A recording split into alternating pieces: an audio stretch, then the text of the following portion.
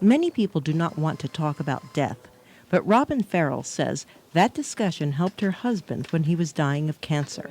He was my best friend, and he was everything. Farrell says the discussion meant her husband spent his last days home with his family instead of in a hospital. Dr. Alexi Wright is an oncology fellow at Boston's Dana-Farber Cancer Institute.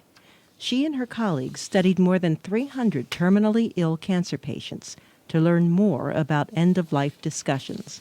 End-of-life conversation is when a patient and a doctor talk about how long the patient has to live, what their options are, and what kind of care they want to receive in their final week of life. One issue is whether a patient wants doctors to use life-saving measures during the last days. Whether people want to be on breathing machines, whether they want to undergo a resuscitation if their heart would stop, whether they want to receive artificial nutrition or antibiotics. The study compared patients who did and did not report having end-of-life discussions.